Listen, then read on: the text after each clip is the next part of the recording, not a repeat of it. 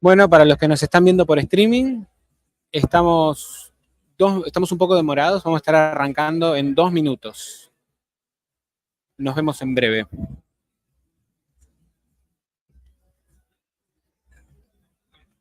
¿Está bien?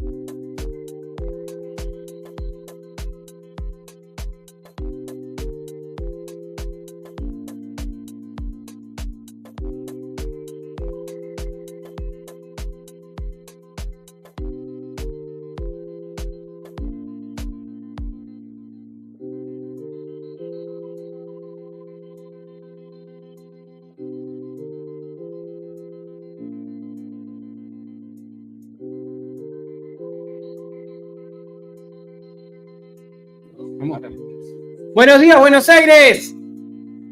¿Cómo están?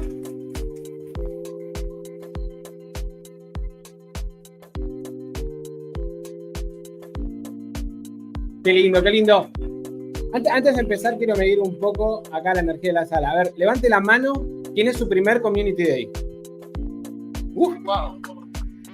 Bienvenidos a todos, este es su lugar. Esperamos que tengan una linda experiencia. Hay quienes vienen por segunda, tercera vez, porque es el tercero. Bueno, ya saben de qué se trata, es bueno tenerlo de vuelta. Y bueno, vamos a arrancar oficialmente. Bienvenidos, bienvenidas a la AWS Community Day Argentina 2024.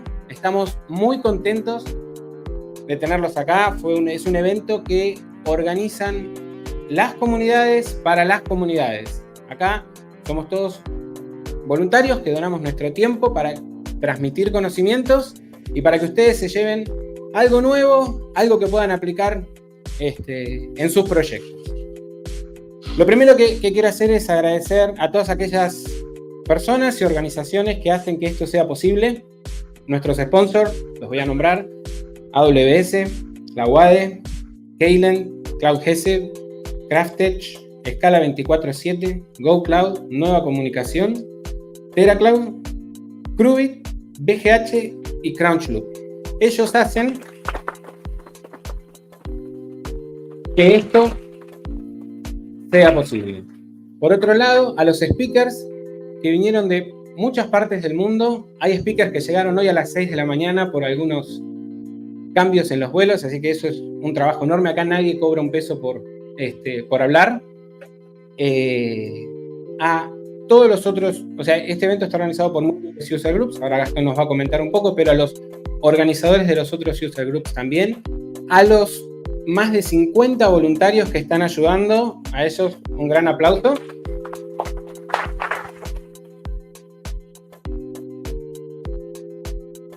Y al equipo de Developer Relations de AWS, que ellos son los que hacen que nosotros se nos ocurra una idea loca. Vamos a hacer un evento para un montón de gente registrada. Bueno, ¿qué necesitan?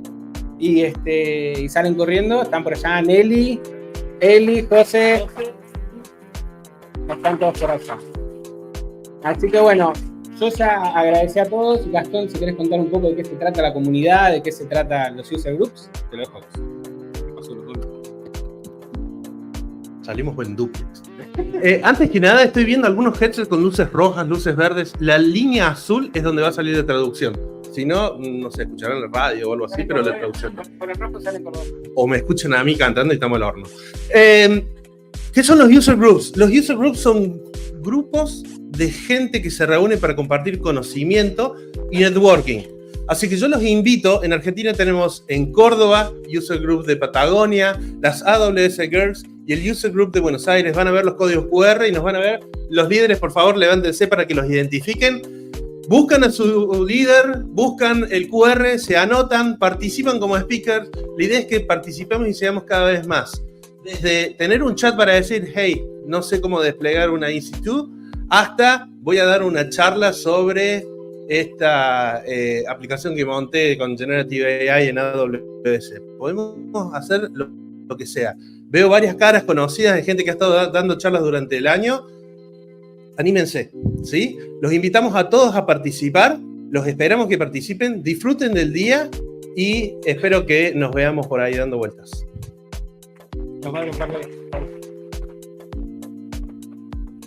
Bueno, y un repaso con los números que reflejan lo que estamos viendo hoy en persona. Hoy tenemos más de 30 charlas en simultáneo. Hace 2 días tuvimos que cerrar la inscripción en internet y dejar a mucha gente con ganas de inscribirse y sumarse al evento porque se había cubierto, sold out. Hicimos sold out en el AWS Community Day Argentina. Bueno, hoy esta sala está 350 personas de capacidad, el auditorio, otras 150 personas de capacidad, las aulas las tenemos también en overflow, así que bueno, todo un éxito que nos llena de orgullo y esto no sería consentido si ustedes no estuvieran hoy acá, así que muy bienvenidos y disfruten de este día que es para ustedes. Últimas 2 cosas importantes. Van a ver por todos lados un código QR y también en las salas para completar la encuesta de satisfacción del evento. Les pido por favor que la completen porque eso nos ayuda a mejorar para el próximo evento.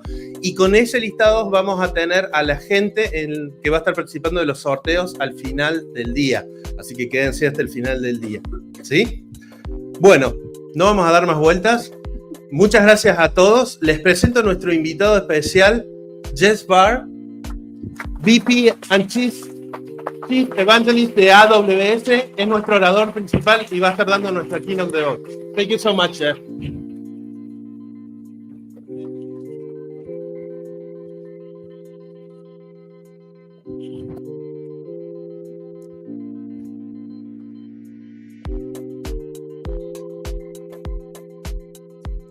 Okay. All right. Good morning, Argentina. Great to see you all. I'm so excited and happy to be here. This is actually my first time in your country, and I'm really happy to have the honor of speaking with you today.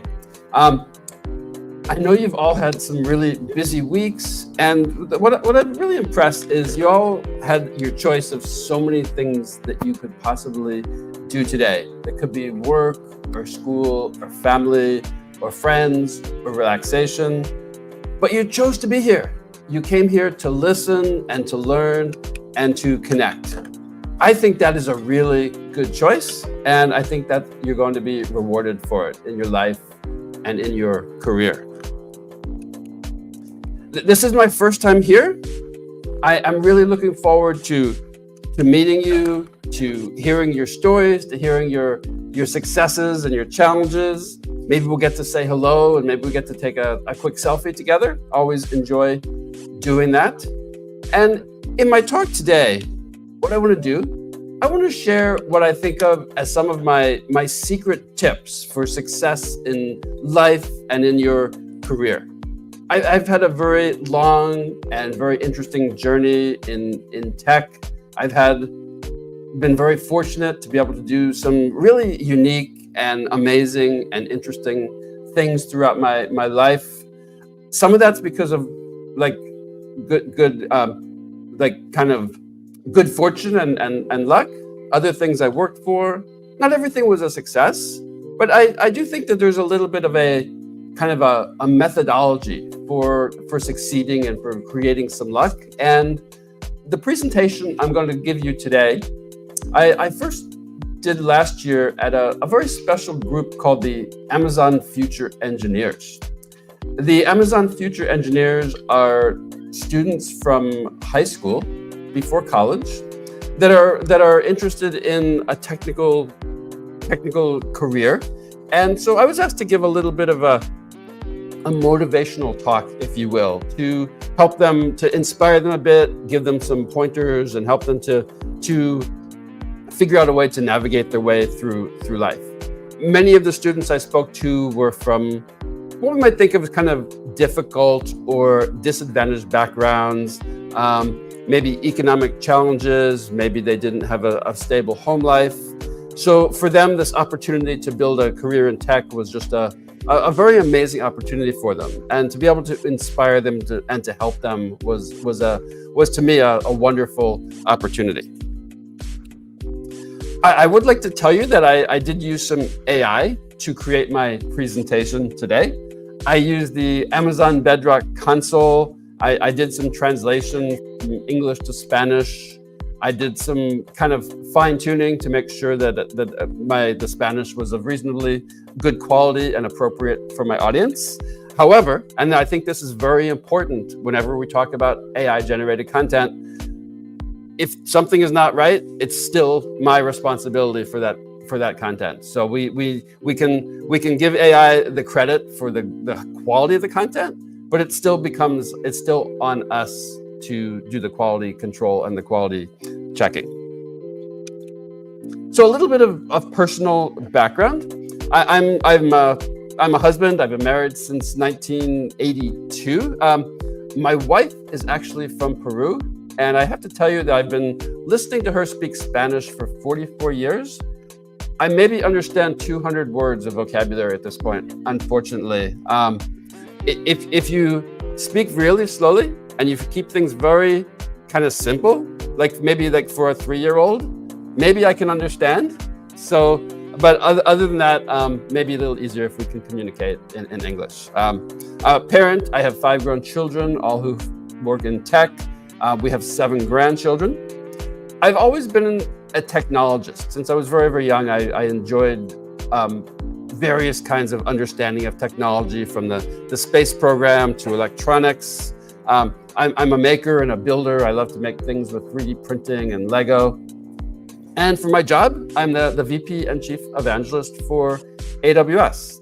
Now, I put things in this particular order for a really important reason.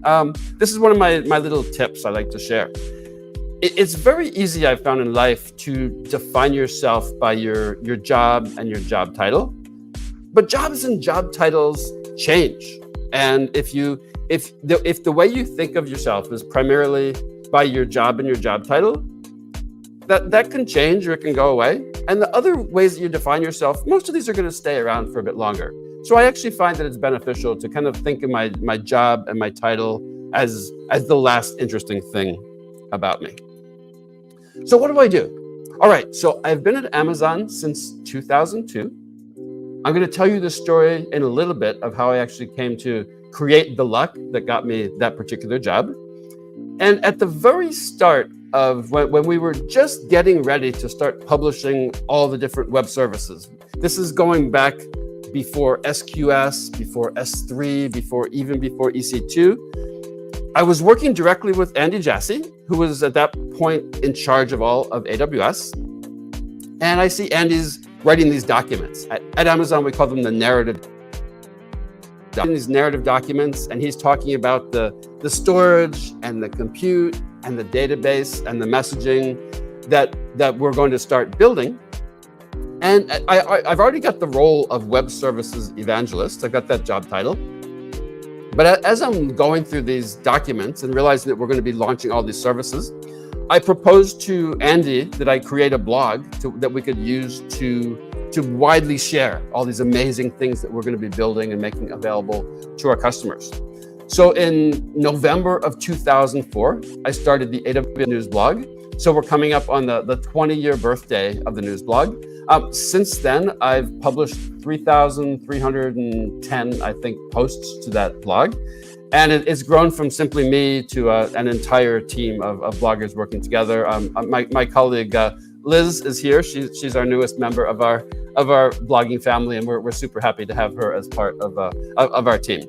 So I'm on social media. I do video streams, including the AWS On Air on Fridays, where I do the latest news.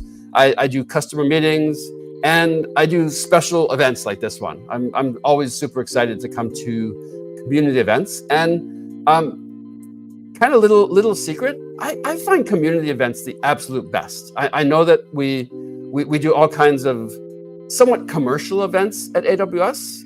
I still enjoy the ones where the community gets together and says, we are such big fans and big users of AWS, we're going to create our own event. So from the beginning, when I would go to the smallest of user groups and I would meet the communities to these now events that attract hundreds and thousands of people, I find the community events to be the most interesting and the ones that still are my absolute favorite to attend. So, and again, thank you all for being here. I know that it's sometimes a big challenge to come here on a weekend when you have many things to do. It's so wonderful to see so many of you able to get here. Let me tell you a little bit about my kind of road to AWS. As I said before, I've been in technology all my life. I spent my teenage years, I worked in a little store that sold some of the first microcomputers. Spent some time at startups, spent time at Microsoft working on Visual Basic and Visual Studio, and then some of the early Microsoft web service. But then came to Amazon in 2002, where I had this interest even before Amazon of working on web services and what I kind of thought of as back then as programmable websites that someone had an associated API. So I came to Amazon in 2002 when Amazon was among the first to actually offer web service APIs for the Amazon website. And I'll tell you a bit more about that and why that was something. Oops, bumped a little bit too fast there. What happened there? Got a little bit of a bounce. So I want to talk about this idea throughout my time with you today, about this idea of success. And I think with success, we find that there's this kind of like a myth that we often find in the popular media, but there's the reality of what I myself and I see others actually experiencing. Quite often now we can define success in a lot of different ways, but it's basically like you have some amazing idea and you need some things to happen, and then you're going to get to some new state or level of accomplishment or achievement in your life. That's what I kind of think of as is some kind of a success. Now, the myth side to me is that this often happens in just kind of a flash. Like you're a regular person one day, and then something magic happens, and now you're this totally different changed person. That's more like for movies and for stories and for reality. And that quite often that part of this myth is it just kind of happens. Like you're not expecting it, you're not working for it, you're not doing anything special to get to that point. It just kind of happens to you one day as you're just walking down the street. And also another aspect of this is often, well, back in the old days, for whatever perspective of the old days, that the world was somehow a better place and that there was more opportunity and more luck. I don't believe any of these are true. I think the reality for us is that success happens to us gradually, and sometimes so incrementally, in such small, gradual steps, we might not even quite realize it as it's happening to us. Now, I also have come to understand that to get to this point of success, we can do the what I call the title of my talk here today. We can actually create our own luck. And I'm going to give you some of my thoughts and ideas on perspective on how we do it. Now, I also think that there's more opportunity in the world today than ever before. Yes, there's been great things that have happened in the past with all of the wonderful technology, with all of the connectivity, with the access to free information, the ability to learn. I believe there's more opportunity now than there ever has been in the past. And we'll talk about that as we go through today. So I try to think of like, what is the kind of like the methodology of how you might go about creating some luck. I think these are the characteristics. You've got to have an open mind to the idea that things can change and that you can actually, something can be different in the future than in the current. You have to have an actual desire. You want that change to come about. Super, super important. Now, you're thinking that, okay, I'm here. I want to get to here somehow. You have to think, what needs to actually take place? Do I need to learn something? Do I need to meet some person and ask them for something? Do I need to actually take some action? So you need to actually figure this part out to make sure you're going to create your luck. Then you might say, well, I need to be in the right place. Maybe I need to be in the right job or the right school. I might need to come to the right event like this one. I might need to meet some person and tell them something, ask them something, cooperate with them in some way. And I need that right place to create this interesting opportunity for me. So you're kind of getting all prepped. And then you're thinking, okay, if I go to this particular event and I meet this person, I want something to happen. I want to ask them for an idea, a suggestion, a job, a recommendation. You need to actually get yourself set up and think, okay, what do I need? And when it's about to happen, how do I recognize that this is really going to happen? And so you're all set, you're ready to go. But then you need to actually take that action at the right point in time and say, okay, I'm in need of this connection, this reference, this goal, whatever you need. Taking that action, and I'm going to give you some stories in just a minute to kind of show you what this means in practice. You take that action, and then once you've succeeded once is not enough. You need to keep iterating and doing this over and over and over again. We'll talk a little bit about that, what that means almost mathematically. This is one of my favorite kind of meme pictures, and you can kind of interpret this a couple different ways as where is the success and where is the luck and where is the action happening here. So I'll tell you a little story of how I got my start in the computer industry. We're going back quite a ways to the very beginning of the personal computer. So if you know your computer history, you know we started with these giant computers, the mainframes. We then got smaller computers. So the mainframe was basically like an entire building. Sometimes we went down to the mini computer that could fit in a big room, and then we went from there. We went from mainframe to mini to the microcomputer. Kind of in the mid 1970s, the microcomputer, which was basically like the personal computer or the desktop computer. So at this point, the world is changing because we're going from something that's going to cost so much that only a large company can purchase it, down to the point where an individual can purchase a computer. So I was lucky enough as a teenager to have a job in one of the first stores in the world that actually sold these brand new microcomputers. It was literally called the Retail Computer Store. But I was 16 years old at the time. I don't know anything at all really about this new industry. So the job I'm hired to do is, as all of the books and the magazines and the data sheets are arriving at the store, My official job is simply open up all these boxes and put everything up on the shelves for our customers to buy. But I'm in this brand new, really exciting field, and I'm super excited. I'm very interested and very curious. I spend a lot of my time actually reading all this information before I'm putting it up on the shelf. In Amazon terms, we actually have our Amazon leadership principles. And we have this one called dive deep, which means that you spend time actually studying and investigating a topic. So I'm diving deep into this subject matter. What this meant for me and for the customers, as now most other store employees, they were interested, but they were not really as kind of committed or passionate as I was, let's say. So the other store employees, they did not spend this time understanding this brand new, really exciting field. So when people would come into the store, customers and potential customers, they might say, well, I've got this computer. What if can I make this connection? Can I plug in this board? Can I use this software? They had not put the energy into studying like I had. So what would often happen, they would say, oh, over there, there's this young guy, kind of long hair, messy kind of guy, but he's the one who can answer your questions for you. And so that meant that my time actually spent understanding this technology and explaining it was a little bit of my initial path to success. When I look back at this, what I realize is that I'm really actually doing the very same job today. So that we're 1976 today. We're almost 50 years from that time.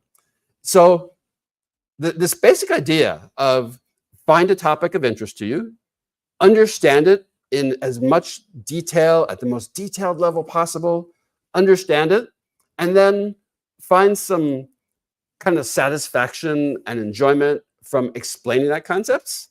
That is literally my job description today as evangelist. Understand the various AWS services, go into the deepest level possible, and then explain them to audiences. So somehow in this kind of big circle of life, I find that I'm doing the same thing I'm doing today as I was when I was 16 years old. So that's kind of a little bit of how I got started. And looking back on this, I realized that I was creating luck by studying, by being prepared, by being very open to talking to our customers as they came in. And a great way to start. All right. Okay. You all know who Bill Gates is, right? Yeah. Yes. Anybody know? Okay. I was actually in this room yesterday talking to computer science students that were all like younger than all of my children. And I'm thinking maybe Bill Gates is just this really old guy. They don't even know who he is. But luckily they still did, fortunately. Okay. Let me tell you how I got to chase Bill Gates. This was really fun. Okay, so the year is 1988. I'm working at this little software startup in Virginia on the East Coast of the US. We have this great product, and Microsoft announces their first kind of Unix-compatible operating system. This was even way before Windows happens. So Microsoft announces this operating system, and we really need to get a copy of it. Now, think back to those days, if you were around in those days. Back in those days, we didn't have the internet, we didn't have email. It was really hard to, like, there was no contact point, there was no website. When you needed something, you needed to have sometimes personal connections to these companies. And we're just this little tiny startup with a couple people. Microsoft's already a pretty big company with a couple thousand people. But we need this software in order to get our program ported to it so we can actually create a new business around it. All right, so I've got some friends in Seattle, and I have this kind of idea that I'm somehow just going to go to Microsoft and knock on the door and somehow get the software. Not the best of plans. I don't have any details figured out. I get there, and it's the weekend. I'm driving past the Microsoft campus just to make sure I know where it is. And as I'm driving past, it's like a Saturday afternoon, Saturday night. I'm driving past, and by total coincidence, I see Bill Gates getting into his car. This is kind of interesting. What could I do? Well, I'm not like a stalker, but I say, I'm going to follow Bill. Let me just follow Bill, see what happens next. Well, I kind of keep a respectful distance, follow him up the road a bit, and then what happens? Well, Bill pulls into this McDonald's, and he's there, and I'm thinking, this is kind of this interesting opportunity here. What can I do? And one thing I got to tell you is kind of back in those days, I was kind of a very quiet, very shy person. So the idea of talking to strangers, much less someone who's kind of like famous, was like, that was not me at all. I was like the most quiet, shy person you can imagine. But I'm thinking also, this is my only chance. If I'm going to get that software and help my company to succeed, this is my only chance to make that happen. So I follow Bill into the McDonald's. He gets his order and he sits down, and I'm like, okay, I'm going to do this. So I take a really deep breath and I go right up to his table. I sit down, I introduce myself, and I very, very quickly say, I'm with this company. This is our product, and this is what I really need from Microsoft. And he really quickly listens. He kind of wipes his mouth a bit. He listens, and he's like, okay, that sounds great. On Monday morning, you need to call this person, tell them that you and I met, and you'll get what you need. Like, oh my gosh, this actually worked. So, but the interesting thing about this is there wasn't a plan.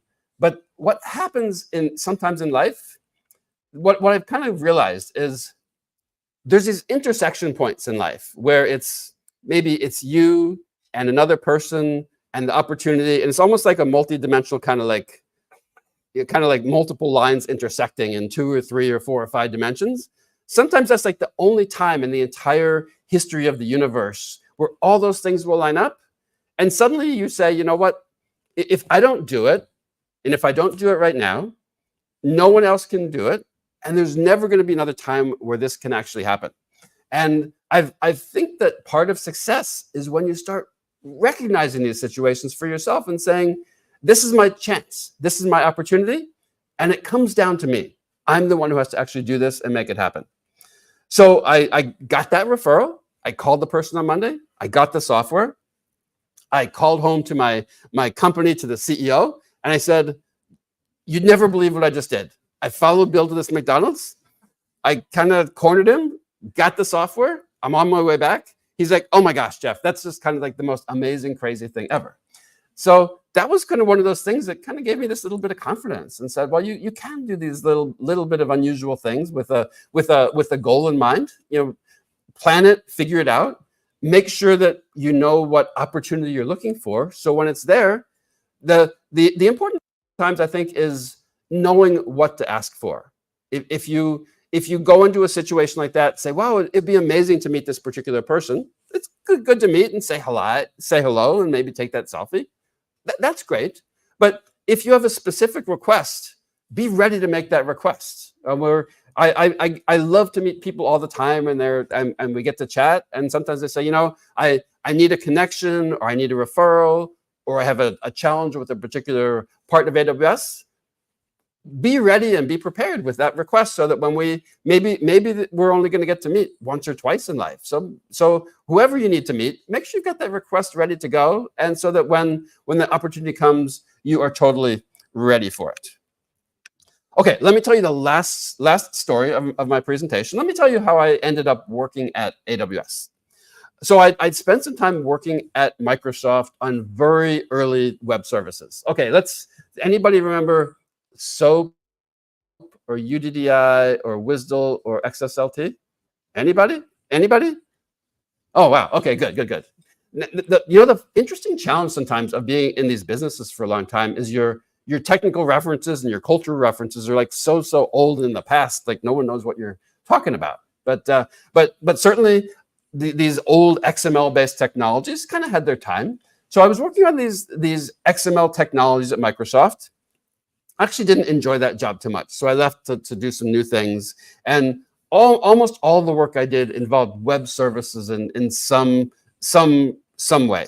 Was doing a lot of work with XML. I was doing a lot of work with RSS and news syndication way back then, and really had this interest in websites that somehow had APIs. So I was working and consulting in a couple different situations with that. So I'm somewhat immersed in the whole web services business. So I'm following all the different kind of news and announcements and so forth. One day in 2002, I see this little announcement somewhere that says Amazon now has web services, and they're XML-based web services. I see that, and I'm like, I know Amazon. I'm an Amazon retail customer. I know what XML and web services are. This looks kind of interesting. So I hunted it down and I clicked through, and I saw that just that very day, Amazon had announced these XML-based web services to give developers access to the product catalog.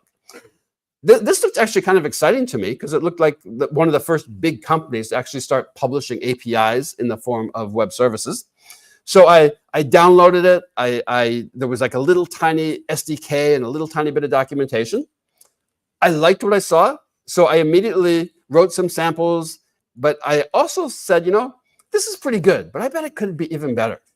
So I very quickly sent some feedback to the company, and it turns out that this is just a great thing to do when you're an early adopter.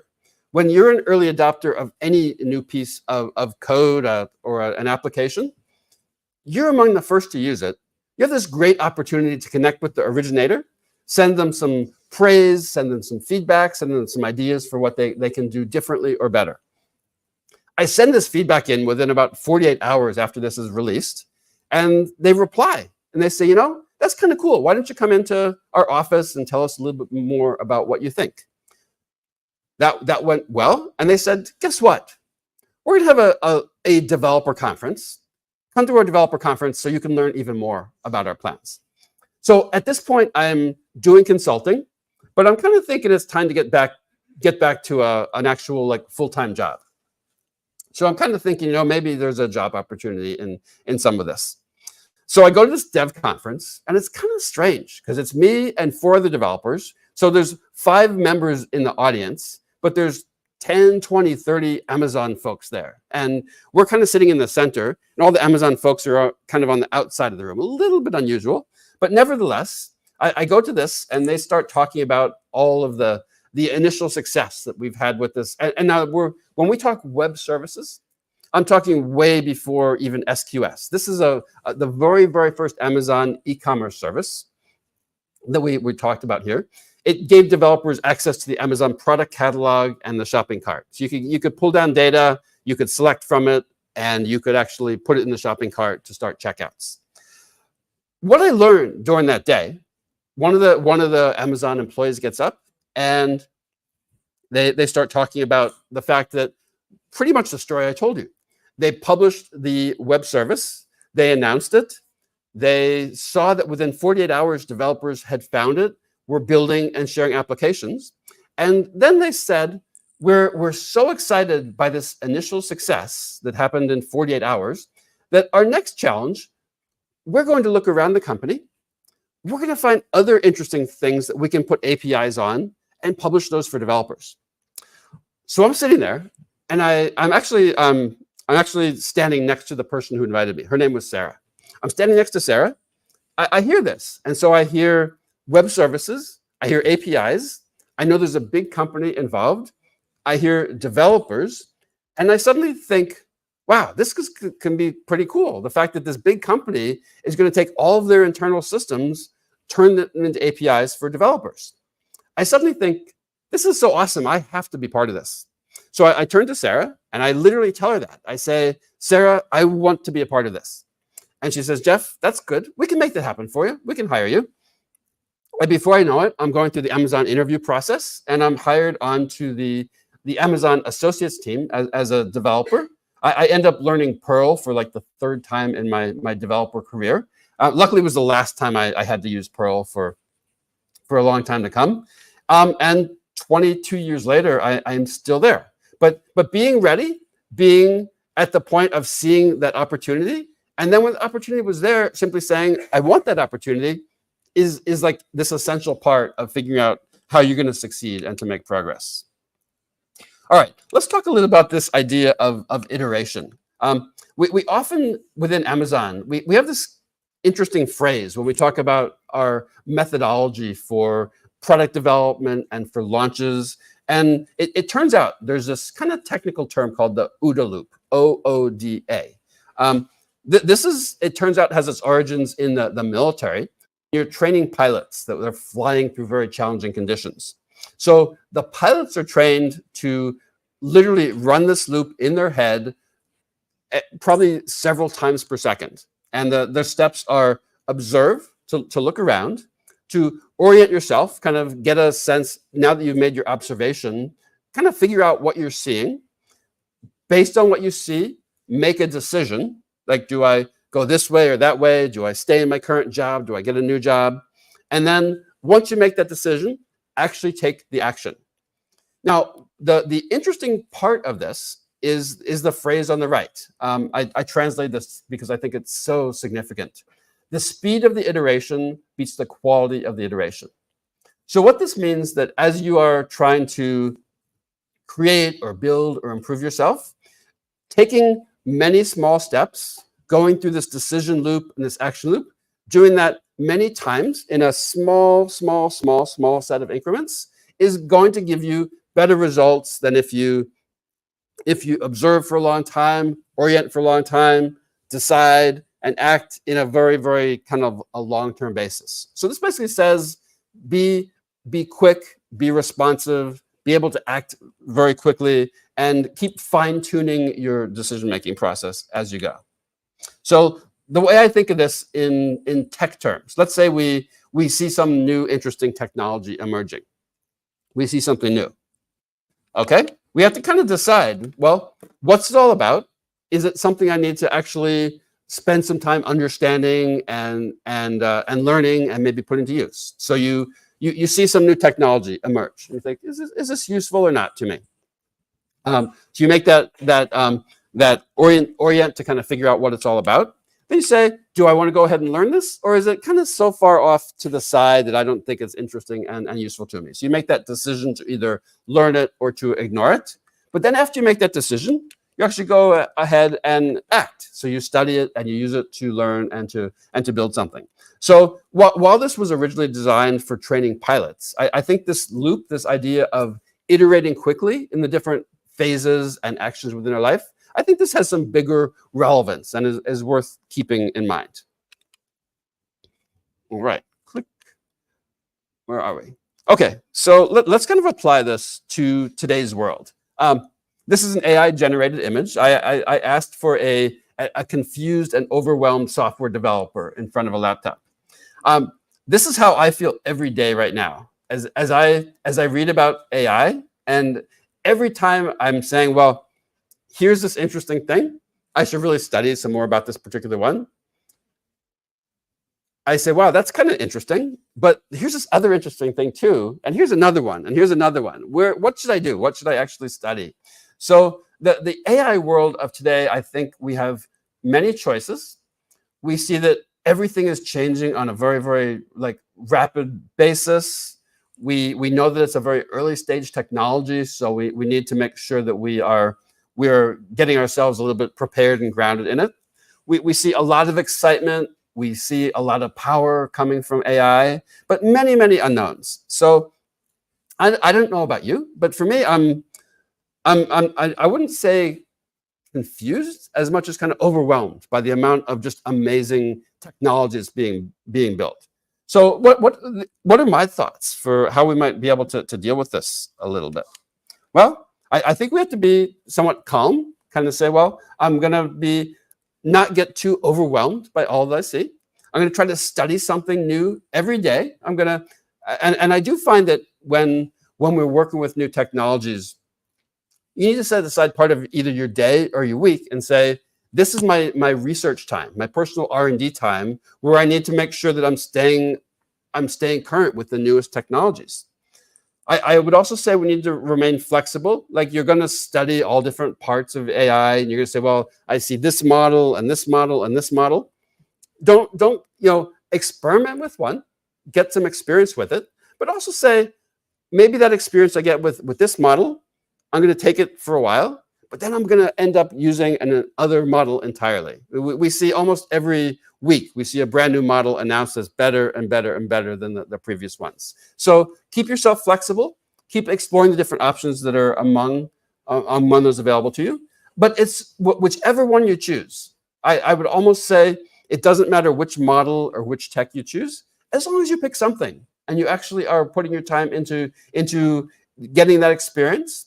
I always recommend that as part of studying, that you build something with it, and that you should also try to track your progress as you go through that. All right, let me skip a little bit of this because it's going a little bit long. Oh, okay, there we go. Wanted to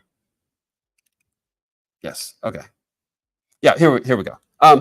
This is a really important lesson that I learned pretty early in my career.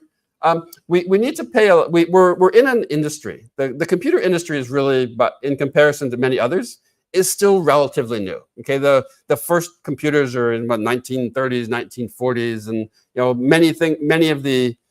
most of this tech here is well under 100 years old. So we're in a brand new, rapidly changing field. But at any given point, we're probably using some technology that's somewhat mature. It's been polished because it's been through several different releases and versions. So it's polished, it's been perfected, it works really well, it's got all the details, it's got all the features, doesn't have any like kind of challenges or rough edges. But whatever field we're looking at, there's always then a next generation. Now, the next generation, by definition, it's probably not perfect, it's not fully polished, it's got some defects, it's got some challenges, but it's promising, it's heading in the right direction.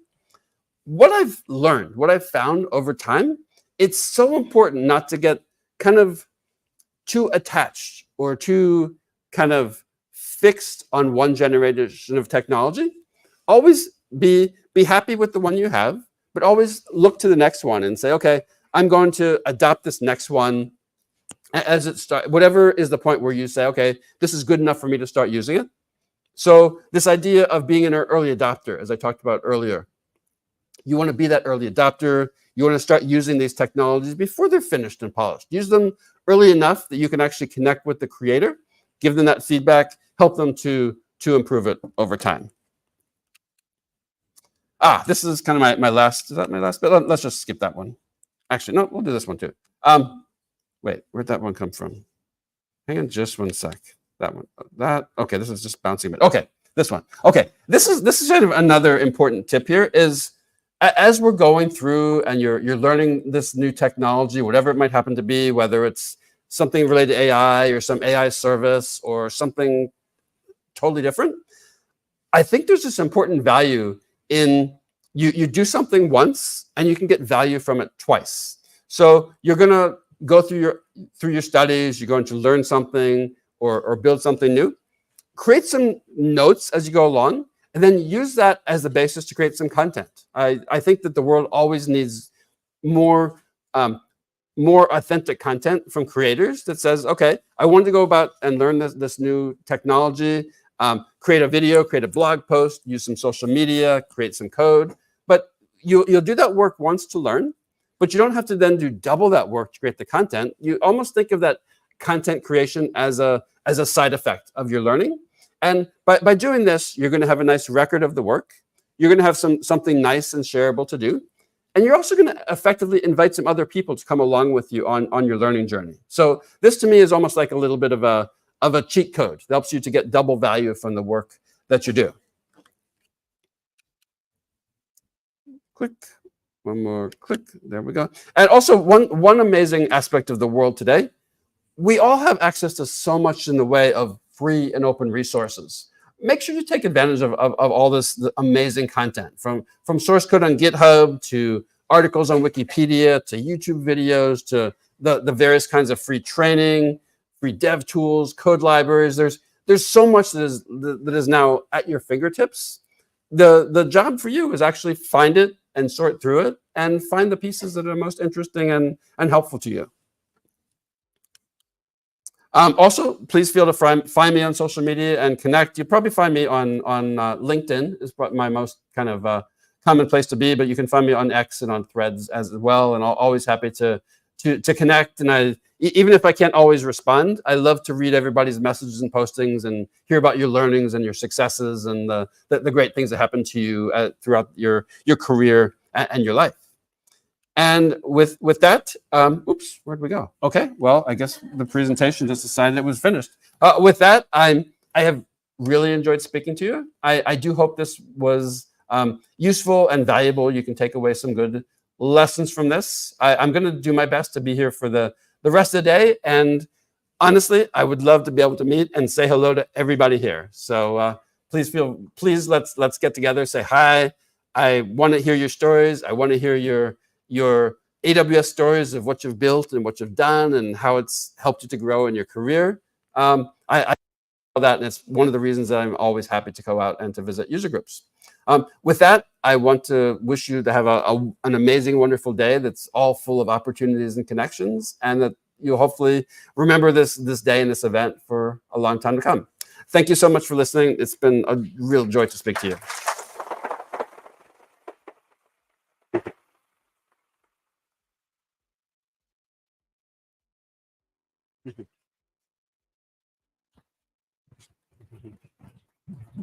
Gracias.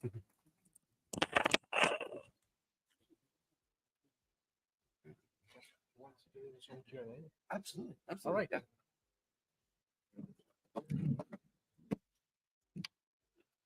Yeah. Vamos a hacer unas 2 o 3 preguntitas. Si alguno de ustedes quieren hacerlas, nosotros les traducimos a través de las preguntas. ¿Quién quiere hacer alguna pregunta? No. Ahí no con el micrófono y...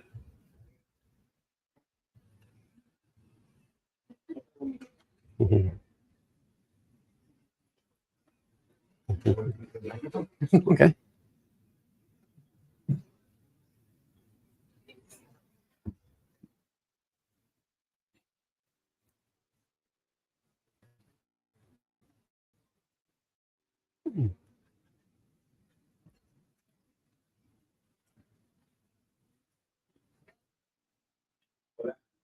Un placer. Estaba hablando en inglés, pero estoy un poco nervioso, así que lo voy a hacer. Quería preguntarte cómo AWS puede liderar sin que le pase lo que le pasó a IBM, que fue vencido por una tienda que vende libros y He asked how AWS can lead, Amazon can lead without pass the same thing that happened to IBM that was overpassed by a business. By the competition. Okay. Chance. Okay. So that's a really important question. We have a model at Amazon that we call the day one model, and so we're the thinking is that we always say it's still day one. Now, what that means is that we try to remain flexible. We want to be innovative. We don't want too much in the way of bureaucracy. We simply want to be able to listen to customers, understand customers, build services to meet the needs of our customers. We have this idea that if we are slowly slipping into day two, that day two might be more bureaucracy, too much decision-making process, being slow, not able to respond. And if we're in a meeting and if we see some of these kind of signs of day two, we will actually say, I'm sorry, but that's kind of a day two philosophy. We need to get back to day one. So we kind of check ourselves to make sure that we're not going from day one to day two. Helpful?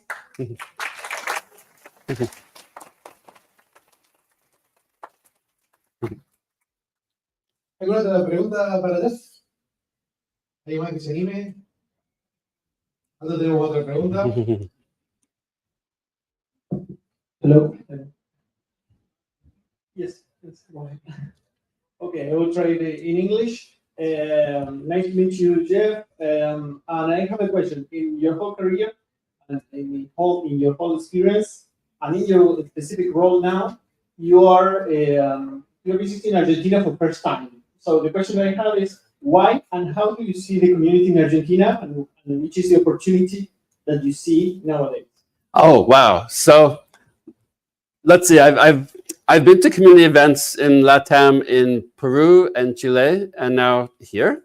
And what I'm impressed with is just the strength and the power of the communities that I see here. The idea that our users find AWS like so helpful to them and has such a bright future that our users are willing to put their own time and energy and money and identities into creating an event like this to basically say, we like this so much that we think you will like it as well.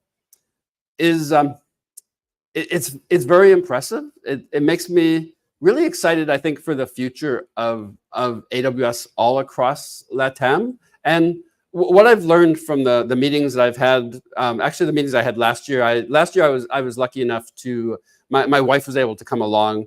And so we got to meet with the AWS girls in Chile and in Peru, and to meet with representatives from several other countries as well.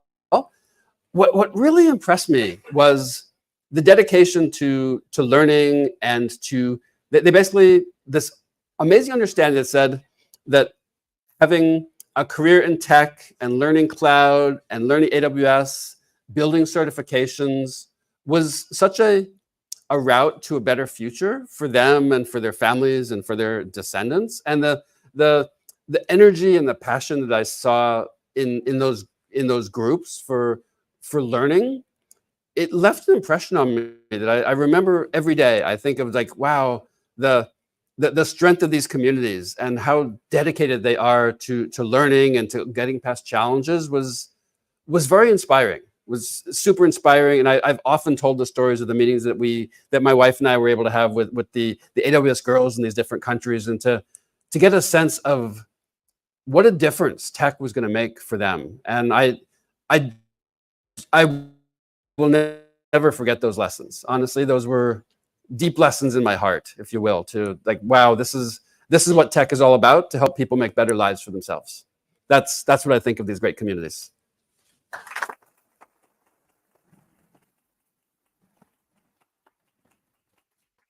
Una pregunta más. ¿Hay más? Aquí.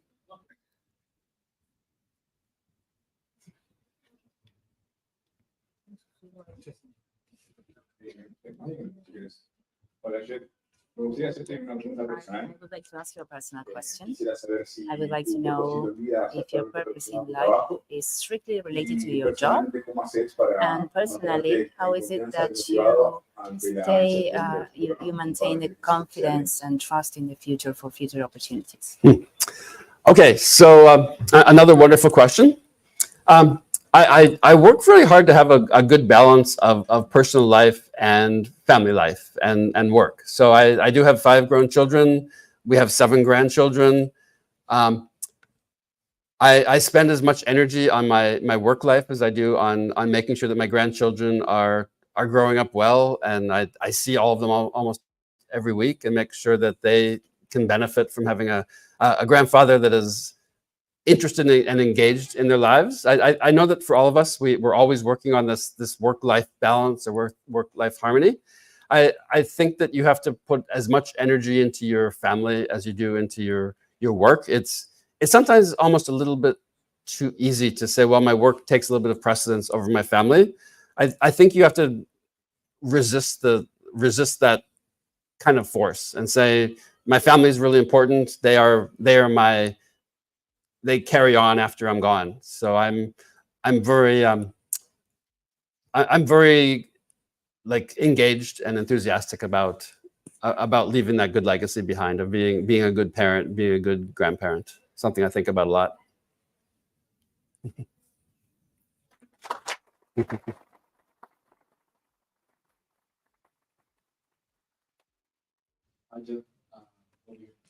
Oh, there you are. Hi. So I'd like to ask you, how would you suggest community builders strike the right balance between hosting events in real life and keeping a digital presence? Oh, wow. So I really think that's going to depend on the very specifics of the community. There are groups that so one of the first user groups that I was connected to with AWS was a group in Japan called JAWS UG. So JAWS UG is about, I think, 12 years old now. And I was at their very first meeting in Tokyo, where they had somewhere between like 30 and 40 people showed up. Little tiny meeting, but the thing about those small meetings is that you always say, well, the right people showed up. Right? They were the ones that said, okay, of all the choices I might have to do today, this is what I chose to do. So over the course of those years, JAWS UG grew from that initial meeting in Tokyo to basically user groups spread across every prefecture across all of Tokyo. And then they've got subgroups for various special interests. They've got one that's kind of a women's only user group. I think they've got like between 50 and 60 different kind of elements of their user group now. So they grew into the tens of thousands by doing that. And then the pandemic happened. And then their ability to meet in person just stopped for a couple of years. So they went to a digital presence. The digital presence was, I don't think, they put a lot of energy into it, but it's hard to actually connect with people on a long-term basis digitally. It's just not the same looking at a screen and you don't see people, you don't see faces. So the digital presence, I think, despite a lot of work and they're doing great, great content and great events, you realize that the face-to-face, I think, is still very, very valuable. So I sometimes think of the digital part as kind of almost like the historical record of what's happened. But I don't think there's a digital substitute for the quality of live events, honestly. I mean, I know that they take more work and you have to actually travel and go to them, but the opportunities to connect and to interact just don't happen online digitally as they would do face-to-face. So all things being equal, I still think that face-to-face events have a wonderful place in the world.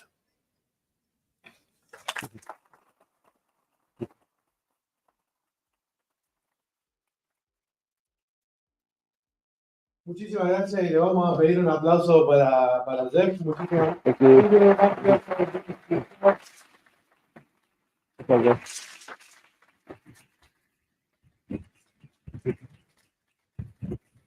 Ahora en 5 minutitos vamos a hacer un cambio rápido, ya que venimos atrasados con la agenda y vamos a tener ahora.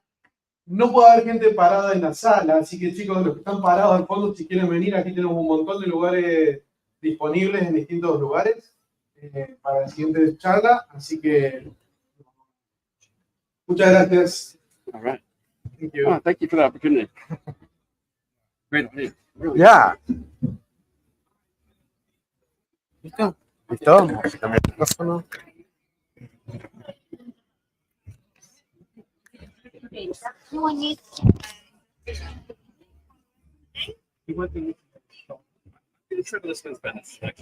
Appreciate it. I want to actually. I'm actually doing something if you have a meeting with somebody and you Yeah, for your Q&A, you will need interpretation, right? You can look All at right. me or Daniela. We are there if you need us. to Sounds good. How was my speaking speed? Great. Good? It was Okay. fantastic. Lovely presentation. Oh, I loved thank it. you. She will need So you need a headset to wear when yeah, I'm talking. no, No. for the Q&A. For For the Q&A, the Q&A. yeah, she will interpret Spanish for you. Okay. With the headset. I mean, if not, we have to do this. I need to come here and whisper to you the questions. Up to you. I think just whisper like be better. What do you think? Okay. That's Okay. yours. Yes. Okay. All right. it's your choice. Okay. We Okay. have I'll be to okay. So kind of go right? there.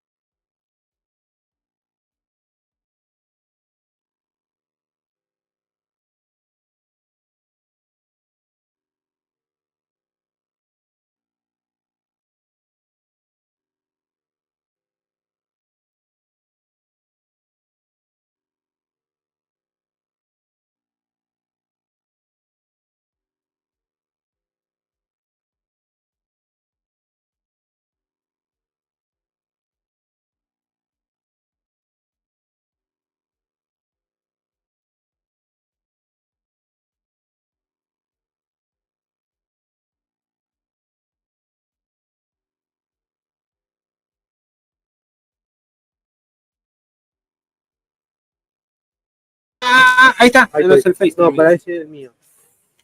Face, ¿está bien?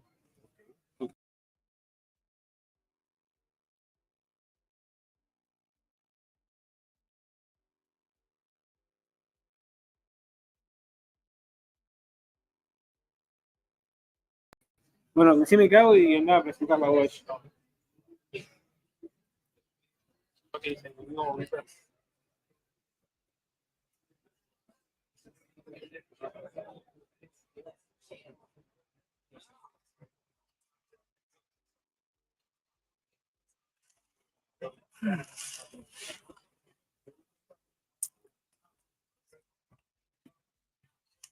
You look super beautiful. That picture. Oh, It's thank such you. a nice pic. I love it. Thank you.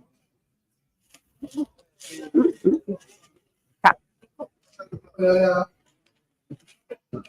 Bueno, vamos a comenzar con la siguiente charla. Tenemos una especial, una amiga, Campbell, que nos va a estar hablando, charla desbloqueando el éxito en la carrera en la nube. Así que un aplauso y la recibimos para que.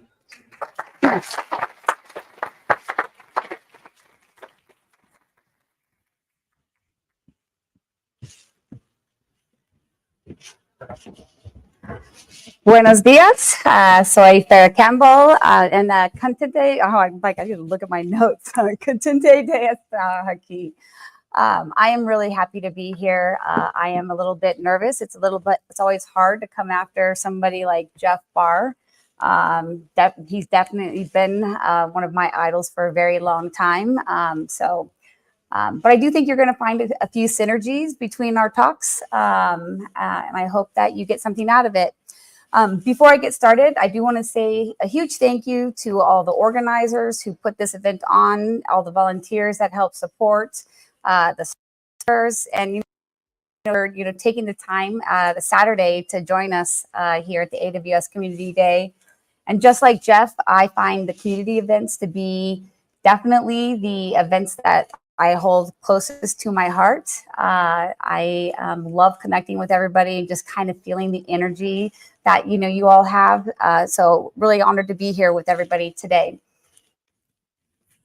I'm gonna start this. Okay. Okay. So a bit about me. I didn't end up on this stage today. It happened kind of by chance. And in all honesty, I actually, if I was my 18 to 25 to 30-year-old self, didn't think this is where I was going to be. I've made a ton of choices in my life, some not so great. When I was 18, my parents divorced. I was enrolled in college, didn't go to that college, decided to go to a different college.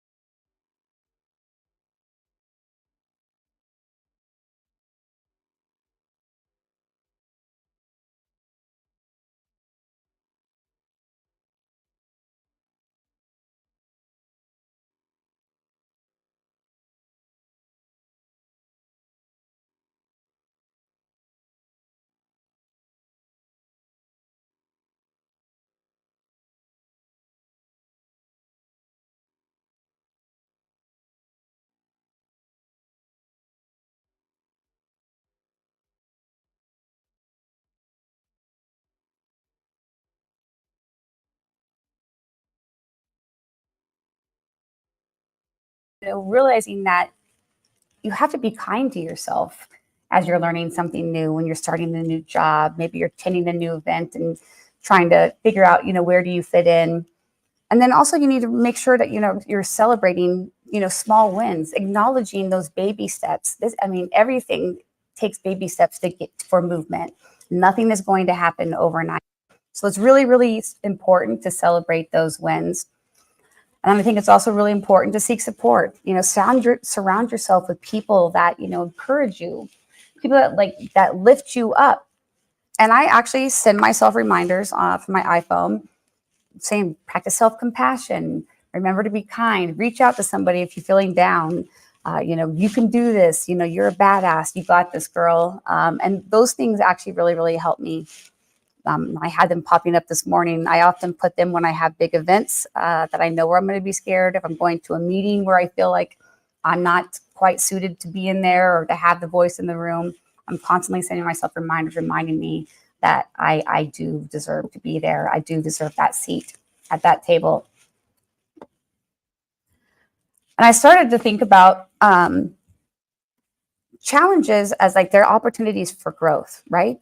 So anything that you're trying to do, even if I fail at it the first time and I didn't quite get there, if I learned something from that, that is actually not a failure. That's another step just to getting to where you want to be. And when I was researching this, just to kind of understand, is there a mindset around this? I did find one, and her name is Carol Dweck, and she talks about this growth mindset. And so everything is an opportunity for growth. Every failure, every step. The only time you ever actually fail is if you don't get back up again, is if you just, you quit because you don't feel like you're going to be able to achieve. So growth mindset is really believing that your abilities can be developed, through dedication and hard work, not shying away from tasks that you feel like are going to push you outside of your comfort zone. This is actually where learning and improvement happens. You learn a lot more when you're failing than you do when you're succeeding. And really to persist through those obstacles, setbacks and failures. When I was first building, a serverless app, when I was trying to understand about all the new technologies, this was so hard for me. I feel like I wanted to throw my computer 1,000 times. And I remember being stumped by a space that I couldn't even see that was making everything fail. And I learned from feedback. I would reach out to others and then try to figure out, where I was succeeding, where I actually had room for growth. And then really trying to surround myself with people that, were inspiring to me, trying to find ways to connect with others that, were doing something that I wanted to do and asking them, how did they do that? I know, Jeff, I asked you multiple times, when I was getting started at AWS, how do I be successful? How do I get up on stage and talk to this audience in a meaningful way? I'd like to maybe just take a pause here and ask everybody to take a step, to think back to a time in your career, or maybe it's in your personal life where you faced a challenge or an obstacle. And what did you do? Do you wish that you would have done something different? Do you wish that you would have, thrown your hat into the ring for that job? Do you wish you would have walked up and introduced yourself to somebody, that you were at an event, you're like, I really wish I would have done that. And I know I've done that multiple times. And I think too, remembering that when you're going through challenges, and right now there's so much uncertainty, things are changing all the time. And so we have to be positive and, and focus on resilience.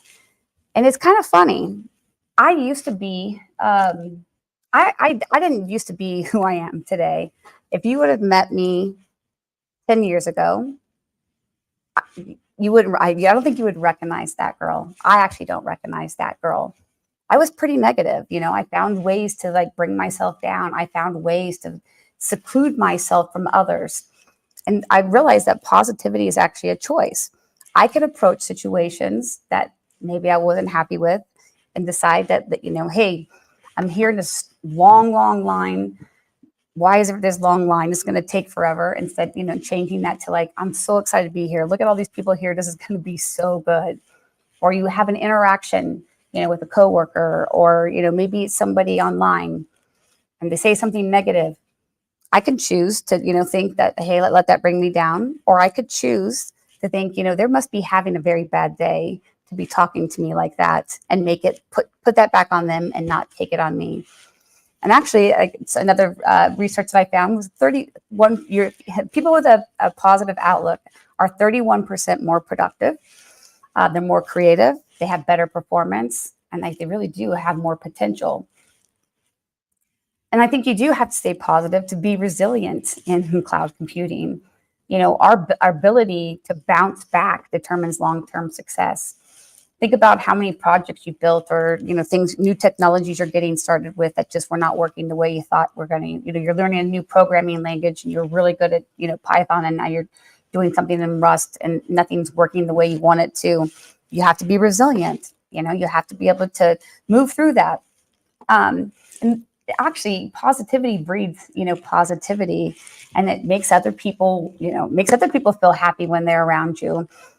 Maybe they have a better outlook, and maybe just being positive, you can inspire somebody else to smile that day. And positivity is not about denying reality. It's about choosing the most empowering response. It's about choosing that I'm not going to let these things affect me, because I have a goal and a thing that I'm focused on. So I'm doing everything I can to ensure I can meet that goal. And remaining positive is definitely how I'm going to do that. Because if I'm being negative and weighing myself down with these negative thoughts, I'm probably not going to get there. And I think too, if you think about being positive in situations like a surrounding like this, people will forget what you said, people will forget what you did, but people don't forget how you made them feel. I mean, think about, hanging out with some friends, and you have somebody that's just constant negativity and everything's bad and this is happening and this is happening, versus that you're hanging out with somebody that's, has this positive outlook on life, and they want to make change. They're happy to be wherever they're at. They try to find, something to smile about in every situation. I'm probably going to tend to lean to, the person that's smiling and trying to be more positive, instead of somebody that's, working to bring me down. And connections are really important. I don't think success is a solo journey. Mine definitely is not. And a LinkedIn study actually showed 85% of jobs are filled through networking. How many people here in this room have gotten a job through a connection or through a user group? Yeah, a lot, right?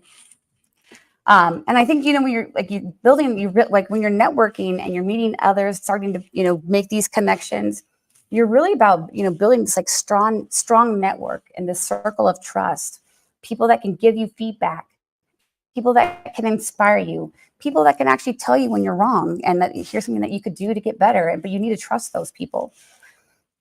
And it's really, really important to think about any situation with people. And I know that this was a big changing point for me, is when I was working, networking and meeting new people, everybody I met, it was a relationship. Nothing was based on a transaction. I was working to give, how do I help support you? Showing up and volunteering at events and meeting others, finding ways to be helpful at first. And then somehow, that help that I provided then turns back, and now these folks are helping me. And a lot of these relationships that you build end up, these become friends and, mentors, or, people that can help you later, long before in your journey. Again, I'll mention Jeff again because he was up before me. I met Jeff back in 2018. I was attending I spoke at Sydney Serverless Days, and then I decided to go to the AWS Community Day Melbourne because I wanted to get to know more people in the AWS community. I saw Jeff. I walked up and introduced myself. We talked a little bit there. Ended up having dinner with he and his wife. And then 2 years later, I am now at AWS. I reached back out and said, hi, I'm going to be your new coworker. And then I really had somebody that I could talk to, about how do you move forward best at AWS? What are the things that people are looking for? And that really, really helped me. There's other people like Kelsey Hightower. Kelsey Hightower lives in Portland, Oregon. I reached out to him. He's still one of my mentors today. In fact, he helped me to think about how I wanted to, address this talk and, what might I say that could be inspirational. And when I met him 10 years ago at a small meetup before he was even, Kelsey, at a company called Puppet in Portland, Oregon. And so I think it really is important to remember that every relationship, in these situations, not to think about it as a transaction, even trying to get something for you. This is something that you hope to have this relationship that will help you later on in your career. And I think too, it's like, it's really, really important to think about what stories we want to tell. What do I want people to say about me? What do I want people to think about, like the work that I did, throughout my career? And I think I'd ask you, like, what stories do you want to tell? What do you want the outcome of your, your journey and your career to be? I think it's really powerful that everybody showed up here today. I think community events are a great way to get connected, to find inspiration. There's so many people in here that are willing to help others. I know that there's study groups, there's people that work together to get certifications. And so I think, taking the time to, really think about, what it is that you hope to achieve in life, and then figuring out how do you, make those connections happen is really, really important. And I'm sorry, I keep forgetting I put these in English first, and then I put it in Spanish because I wanted to make sure everybody could read it. So I apologize that I'm not doing that. I'm not switching to that slide right away. But too, stop here and think about it, what do you want to get out of today? What do you hope at the end? And, hopefully you can find some inspiration in that. And I think it's really important also to remember that the stories we tell ourselves are so powerful. I remember my very first meetup that I went to.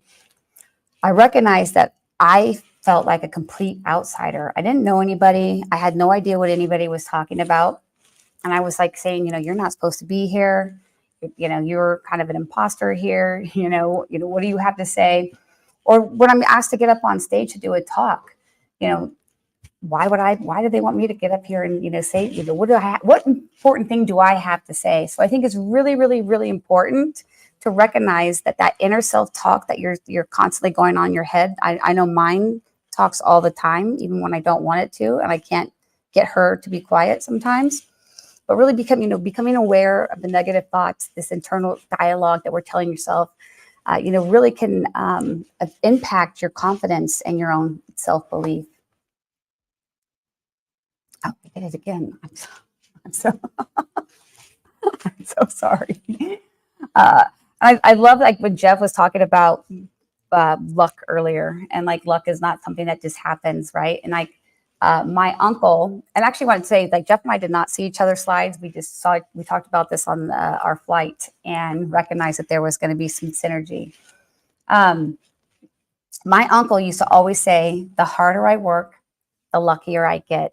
It's pretty crazy. The more things that I'm challenging myself, stepping outside of my comfort zone, the more things that I'm working to achieve, because, learning something new, changing your career, growing and evolving, it takes work.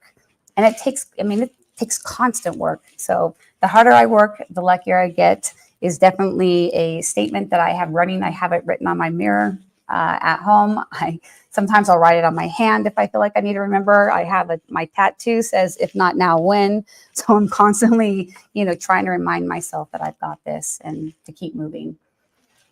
So to wrap this up, I guess the key takeaways I'd love people to to take from this talk is, I think that it's important to take risks and then believe in yourself that you can do it, because we all have something we can achieve. We can all put in that work to learn something new. It takes time. It takes effort. It takes support. It takes others. It takes bravery, positivity, connections. So think about those responses that you're telling yourself. Remind yourself, to remind yourself to rebound when you have an obstacle. Bouncing back from setbacks. Building the network of trust, and really tapping into the expertise of others that you meet. And again, I know that there's a lot of people in this room that we can draw inspiration from. So I'd like to ask everybody here, what will you do next? What are you going to achieve? Is there going to be a new programming language? Maybe you're going to be the new, person that is going to get. Maybe you're going to be like new Gen AI thought leader. I know I'm not quite there, but I am. I did practice. I also use Claude for my translations. So if they aren't correct, you can blame Claude because. But anyway, yeah, I'd love everybody to think. What will you do next? Because I know that there's we all have the ability to achieve so much more than we ever thought possible. I know this was for me. And I don't come to these events just to, get up here and say, I want to connect with you. I want to learn from you too. I want to know how I can better help and, assist in your growth. So yeah, please, I'll leave this up here for just a second. And that has, I'm actually, I know Jeff said LinkedIn. I'm more active on Twitter. I'm not going to say the other name because it's still Twitter to me. And I'm keeping it that way. But I do use LinkedIn. It's just, I'm definitely a lot more active on Twitter. And then, so what's on the top of your AWS wish list? So I mentioned earlier, I work at AWS and I work with developers around the world, but I also work really, really closely with all of our service teams.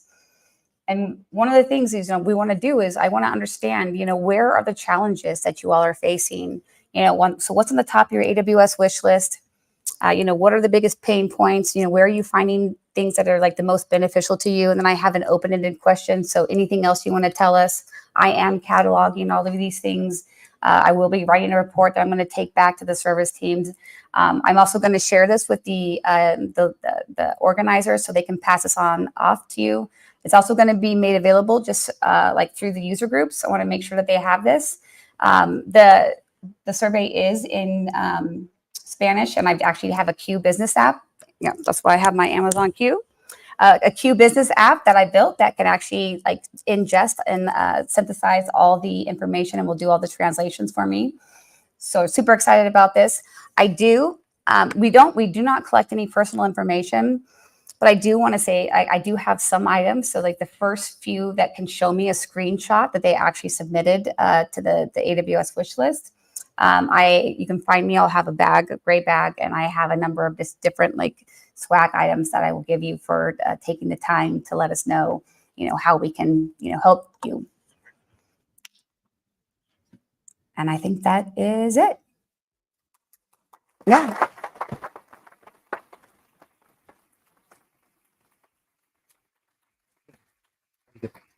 We're going to get to questions from people. Okay. Vamos a agradecerle a Sara, por la charla. Vamos a hacer dos preguntas del público. Thank you for the presentation. And we'll take two questions from the audience. La colaboradora tiene el micrófono, así que cualquiera que tenga una pregunta para... the mic. Whoever wants to ask a question. Well, hello. Thank you very much for the talk. I would like to know more about your career inside AWS, because you told that you were a serviceless hero. I think I saw it on the slides. And I would like to know how could you achieve it, or which path did you take to become an AWS hero? Thank you. I like this question. So I actually didn't understand how the process worked, but now obviously now that I'm at AWS, and you do get your status of being a hero taken away when you work at AWS, because it's not about recognizing people that work there. It's about recognizing others that are doing impactful things for the community. Somebody internally has to nominate you, and actually you have to write an entire doc. Nelly she knows about this. So does Vinny and others. I mean, it is definitely a process. There is not a way to become a hero. I still actually don't know who nominated me or what they actually said, just because we're not supposed to look into old things unless you have a reason to be looking into, something. But yeah, I mean, I think, becoming a hero is really a secondary thing that happens as an acknowledgement that you're, out there, building communities, that you're working to help others. Maybe you solved the problem that you had been working through, and then you decided to write a blog post to help unblock others so they don't end up with the same thing. Maybe you're, have a group together and you're, translating docs to make it easier for the people in your community to be able to, to learn more about building architectures. Like I can only imagine how hard that is, with everything, with a lot of things written in English, in all honesty. So really becoming a hero is like a secondary thing. It was definitely not something I was trying to achieve. I will never forget when when they asked me, I was embarrassed because I didn't have the same technical capabilities as everybody. I built a few apps and I was trying to learn more about serverless. And, so I was using Stackry because it was a lot easier if I was going out to events and talking to developers, if I had some idea of what people were actually experiencing. My job at Stackry, though, like where I became the hero, my job was to build out the AWS relationship. And so I met a ton of people, in that role. And through that, like becoming here, I met so many people internally that I was offered a job. And they actually created the role for me at AWS to help bring containers and serverless together, actually. Because I don't know if you guys remember when serverless first came out, and they had like Kubernetes. It was definitely like, no, we're not. There's Kubernetes and then there's serverless, or there's containers and then there's serverless. And those the two were not coming together. So, part of what I was doing there at AWS was to bring together. Answer? Okay. Yeah, thank you. ¿Hay más?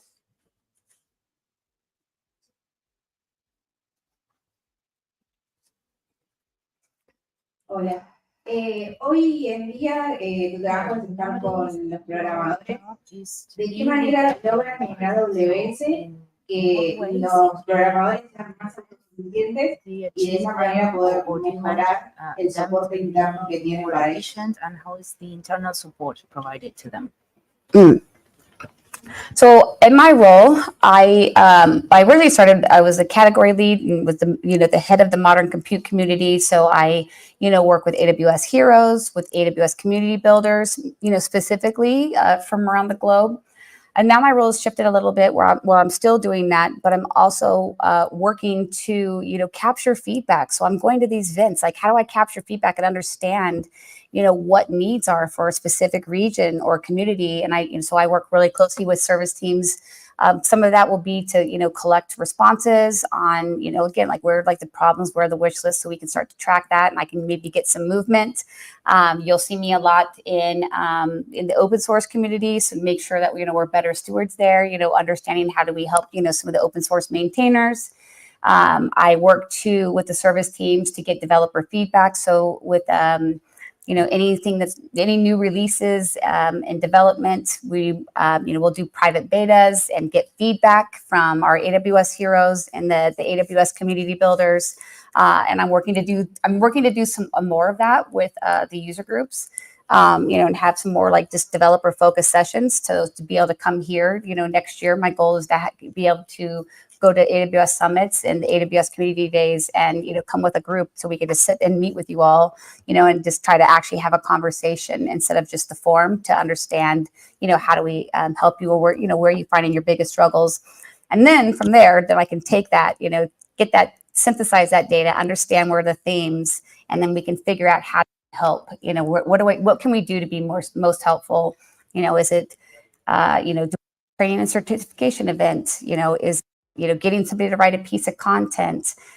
Is it helping people to understand, what they could maybe write about or maybe what talk about? So yeah, there's definitely multiple things. It's pretty exciting and always busy.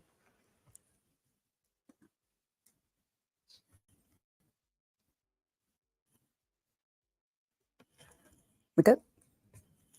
Bueno, agradezcamos de nuevo con un gran aplauso.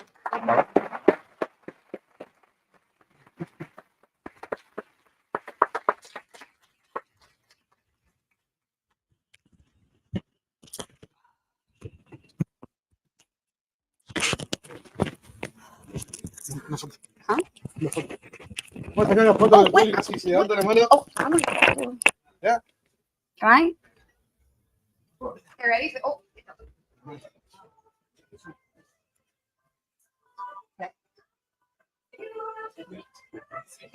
Okay, I'm gonna.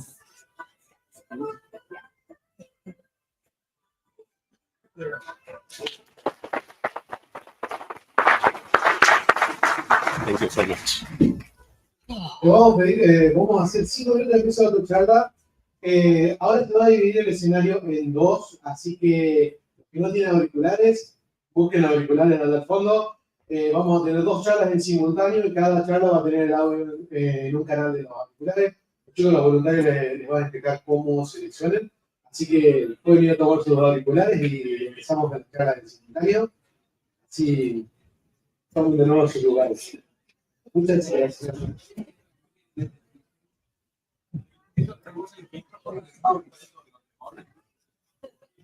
Tengo que colocarles otros micrófonos a,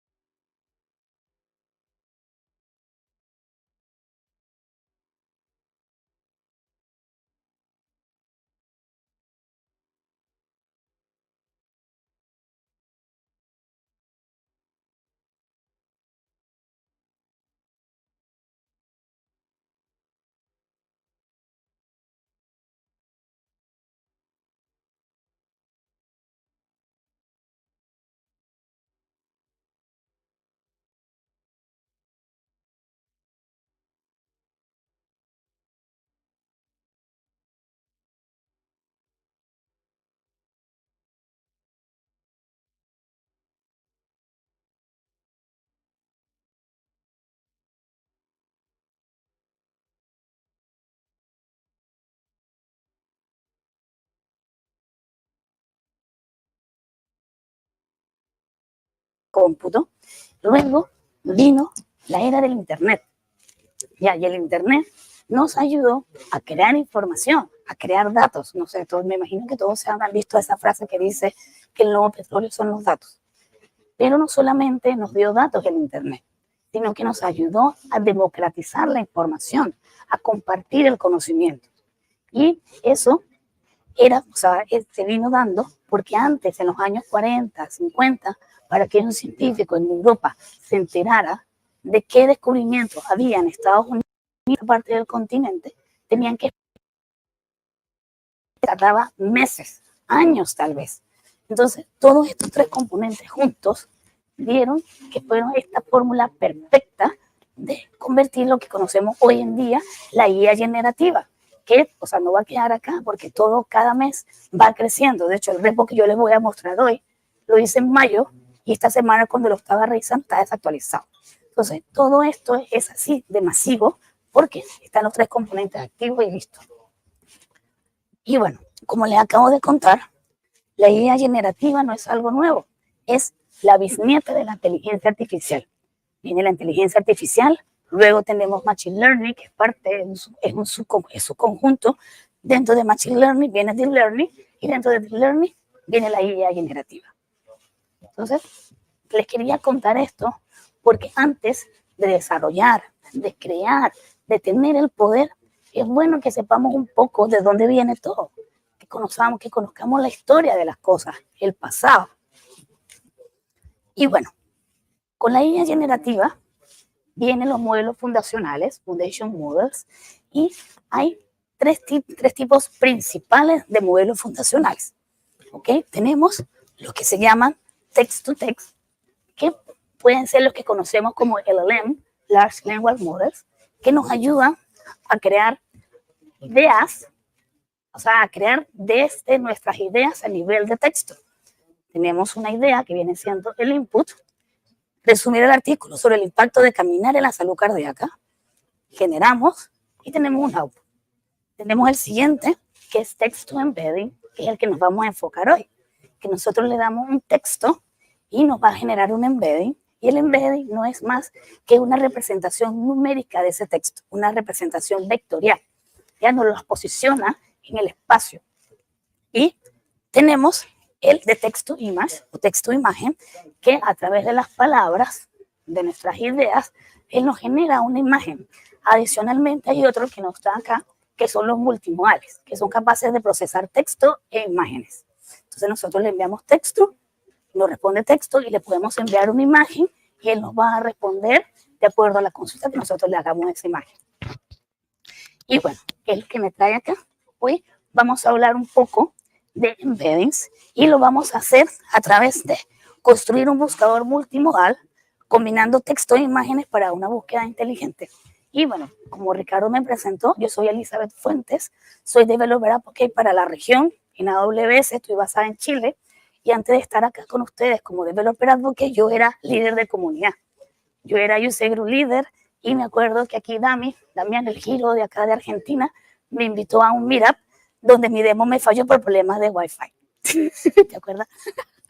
Pero bueno, gracias a estar en las comunidades, yo he crecido técnicamente acá como ustedes me ven, porque yo no crecí sola, ya yo crecí en conjunto con mi comunidad allá en Chile.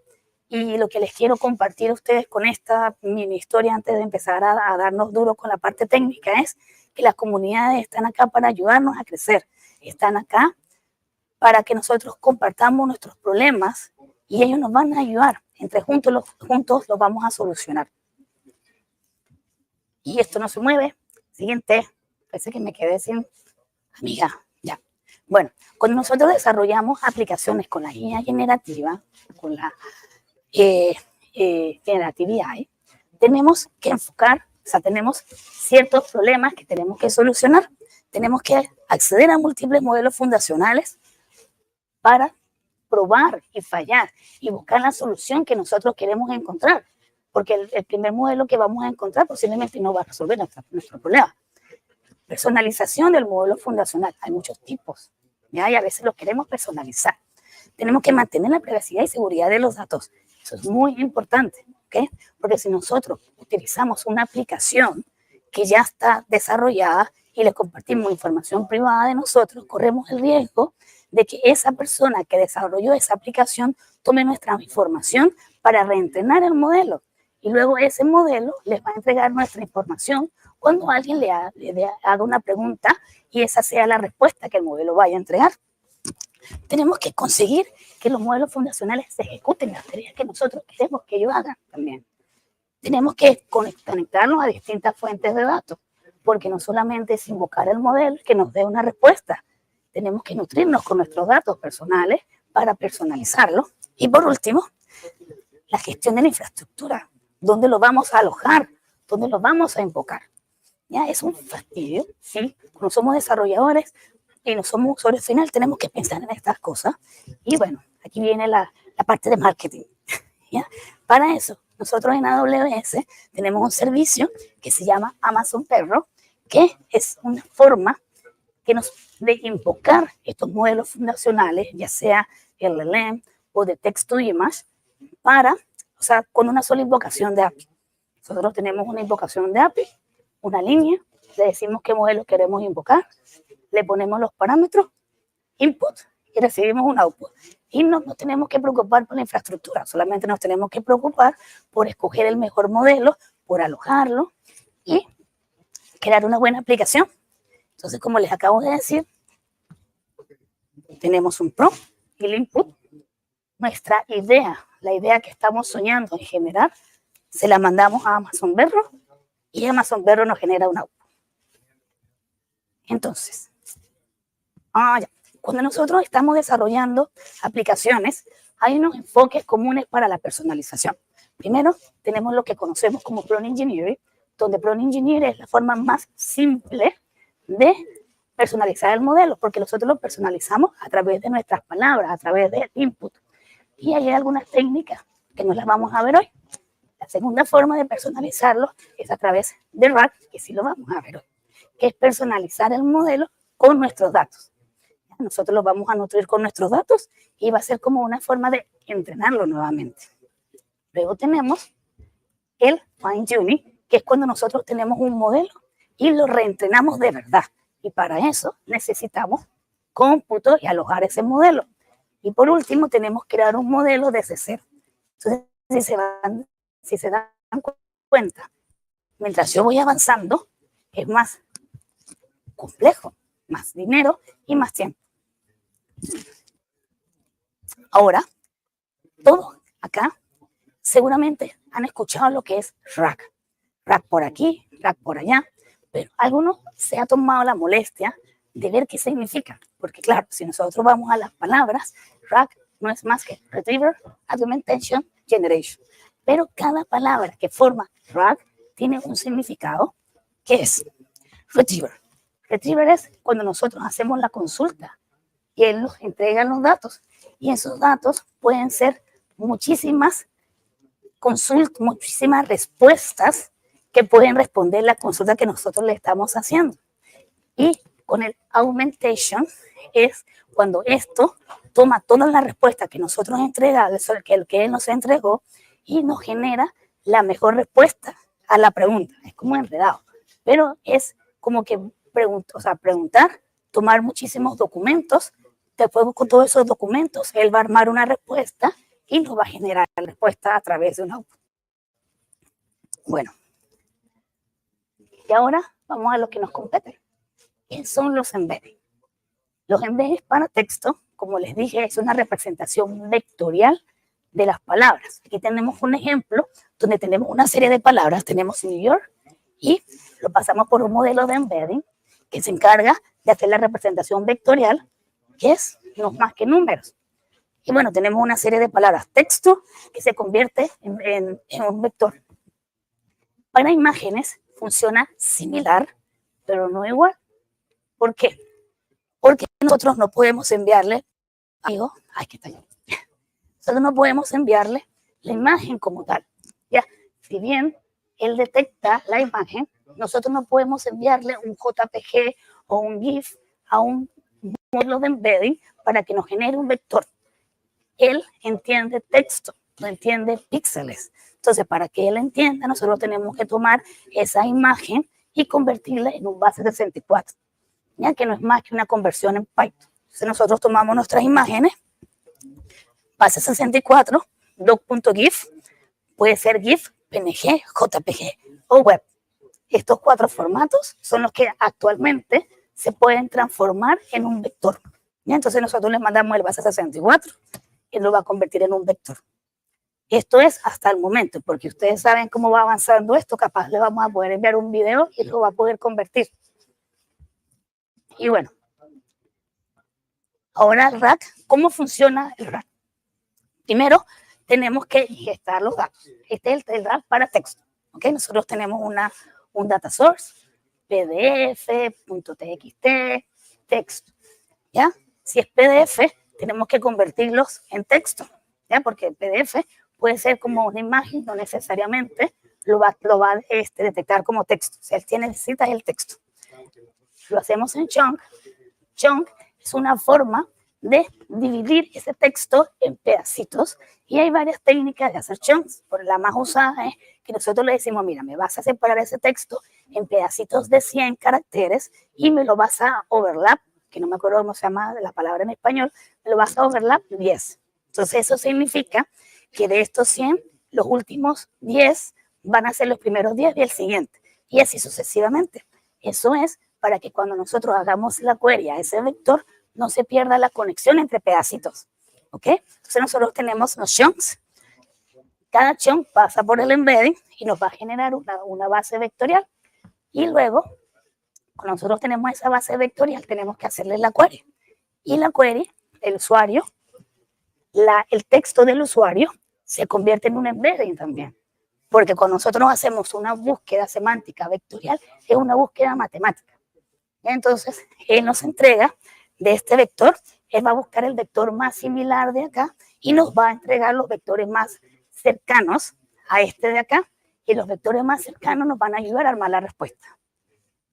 Ahora, cuando nosotros hacemos la parte de la generación de la respuesta, él nos entrega todo el contexto, todas las partecitas que nos dio la respuesta, y con un prompt armamos la respuesta. O sea, tenemos muchas respuestas posibles y otro prompt adicional, otro modelo adicional, nos va a ayudar a armar esa respuesta que estamos buscando.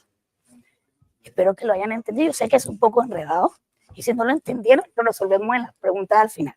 Pero lo van a ver en el código que vamos a ver a continuación. Y ahora para imágenes, ¿cómo funciona? Para imágenes, no las chunkeamos, las imágenes no se dividen en pedacitos. ¿Por qué? Porque las imágenes son todo un contexto, ¿ya? Cada píxel de la imagen forma esa imagen. Y si nosotros picamos una imagen en pedacitos, va a perder el sentido de esa imagen. O sea, ya no va a ser esa imagen, sino que va a ser pedacitos de imágenes que no va a tener ningún contexto. Y una forma de reducirle el tamaño a la imagen, porque hay que reducirlo, se puede hacer a través de código, a través de técnicas del mismo Machine Learning, y luego que nosotros reducimos a la imagen a un tamaño aceptable por el modelo de embedding que estamos utilizando, porque si bien estos modelos son buenos, son poderosos, no todos aceptan un tamaño gigantesco ya en el input. Entonces hay ciertos tamaños que ellos permiten y para eso nosotros debemos achicar las imágenes. Una vez que lo hacemos, lo convertimos a base 64, embedding otra vez, y creamos una base vectorial de esas imágenes, que son números posicionados en el espacio. Y la query la hacemos igual, convertimos la query a vector y acá nos va a entregar la base 64 más la metadata, porque cuando nosotros creamos un vector le podemos poner metadata también, cuál era el nombre de esa imagen que creamos, podemos agregarle, si la imagen la tenemos guardada en un bucket de S3, podemos darle la respuesta, mira, la imagen similar a la que tú me estás preguntando está en este bucket, posicionada en este bucket de S3, en esta dirección. Eso lo podemos agregar en la metadata del vector store. Y bueno, aquí como son imágenes, no podemos pasarle un prompt para que nos haga la respuesta, porque como nos entrega pedacitos de imágenes, no tiene mucho sentido en esta ecuación. Luego lo convertimos a imagen, entregamos la respuesta. Porque este paso de acá ya viene siendo como opcional. Porque si ustedes están buscando la metadata de la imagen, no hace falta volverlo a transformar a una imagen. Y bueno, ahora vamos a la parte de la demo. Aquí en este código QR, bueno, que después lo puedo compartir, hay creo que es un blog del repo que vamos a ver ahora. Igual al final también voy a compartir el repo. ¿Ya? Entonces, aquí, ¿qué tiene este repo?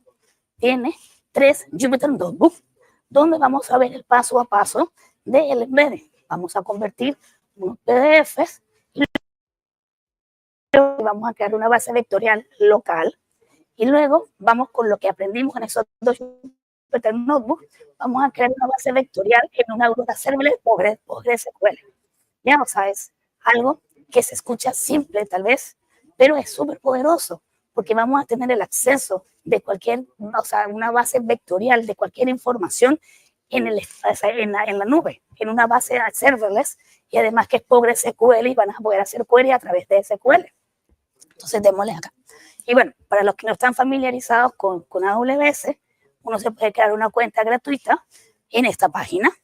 Y cuando nosotros usamos Amazon Bedrock, si bien tenemos acceso a muchos modelos fundacionales, muchos vendors, tenemos que pedir ese acceso que dura no es más que segundos.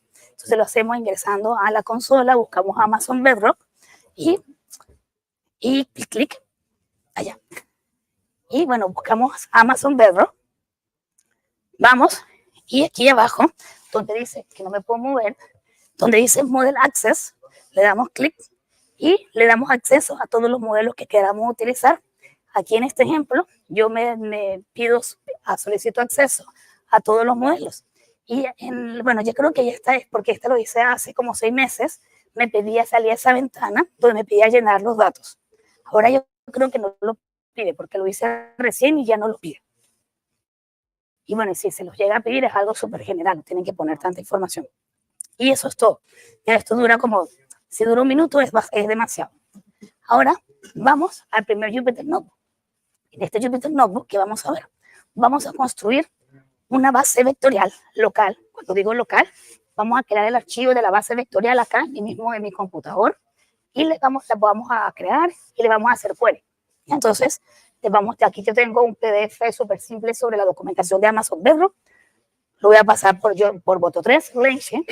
Los que no saben qué es LangChain, LangChain es un framework que está en Python y JavaScript, que nos permite manejar de forma más accesible, más fácil, los modelos fundacionales, los LLM, porque no son todos los modelos fundacionales, los LLM, los de una serie de clases que nos facilitan la vida. En este caso lo vamos a utilizar para la parte de procesamiento del vector. Entonces, y luego con un modelo de embedding, que es Titan, vamos a hacer la conversión. Ahí está, ahí me fui. Uy, lo siento, me fui. Ya, voy a darle play allá porque lo moví y se me fue. Deme un segundito. ¿Se está moviendo? Sí, perfecto.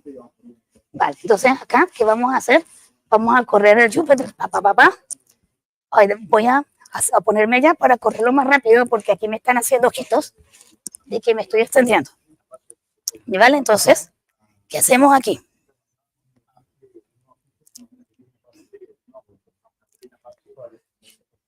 A ver, vale.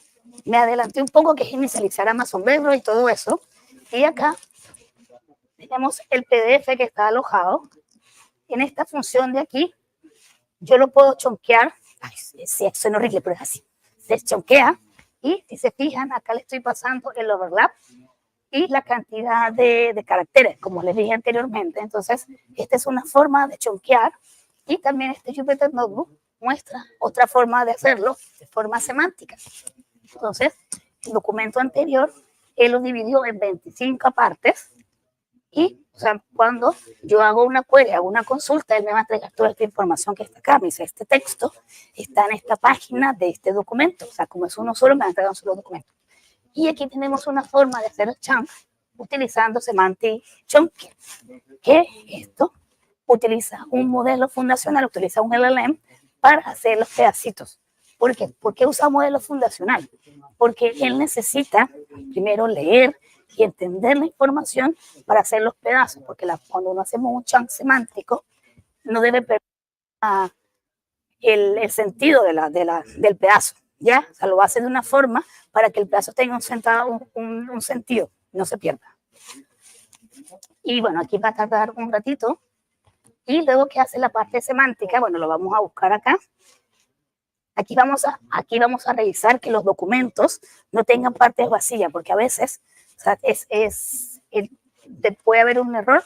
Bueno, nunca pasa, pero a mí me gusta tener la documentación limpia y por eso le pongo que si hay algo en cero, que lo saque. Y este nos dio ahora 32 pedacitos de ese documento. Es una búsqueda más pequeña, más fina, cuando nosotros vayamos a hacer la consulta. Y luego, aquí más abajo, vamos a crear el vector. Y bueno, vamos a utilizar una forma un tipo de base que se llama FAIS, ¿ya? Que o sea, es bastante bueno porque es rápida, te ayuda a generar bases locales y es open source. Creamos la base vectorial de los documentos y en este de acá podemos convertir la query en un vector. Este viene siendo el vector. Pero como estamos utilizando LangChain, no hace falta hacer eso, porque LangChain nos entrega librerías que lo hacen internamente por detrás. Cuando yo hago aquí la query nuevamente, yo solamente le mando la query, no le mando el vector. ¿Ven? Entonces, cuando yo voy a hacer la consulta, le digo K2 que me entregan los dos más cercanos. Se me entrega dos posibles respuestas y no tengo que mandarle el vector para que me haga la búsqueda y me entregue la respuesta. Y bueno, y aquí hay una forma de que me entrega la similitud del vector, o sea, el porcentaje de que esta es la respuesta correcta. Entonces, y nosotros también podemos hacer retriever y además, si se fijan, estoy haciendo la query con la base vectorial ahí mismo en el notebook y esa base vectorial yo la puedo guardar y la puedo convertir en una base local y luego la puedo rescatar. Entonces, supongamos que yo tengo una lambda que recibe una consulta y tengo esta base vectorial almacenada en una paquete de S3. Entonces yo puedo rescatar esa base vectorial del paquete de S3. Voy a pasar al siguiente porque también me va a tirar el cartel. Y ahora, ¿cómo hacemos la parte de búsqueda de la creación de bases de imágenes? Está perfecto, se mueve.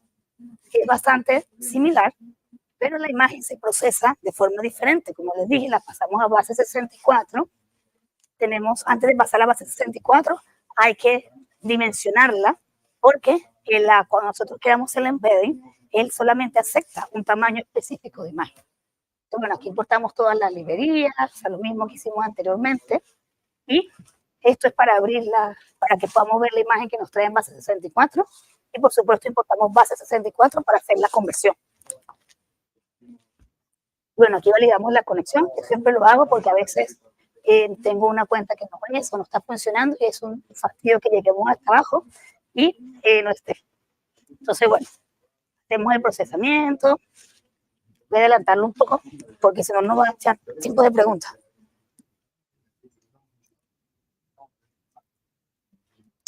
Y aquí esta parte, bueno, aquí es donde hago la conversión.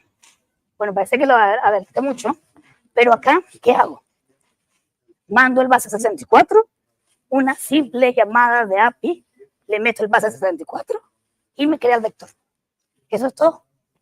¿Ya? Es el código que está ahí. Este es un vector notebook que está acá, que si se fijan, no debe tener más de 20 celdas. Es capaz de crearme una base vectorial y almacenarla.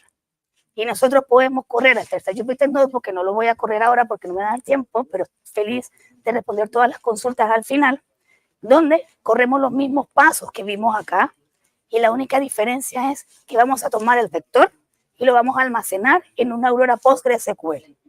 ¿Ok? Y no es más que código, ¿ya?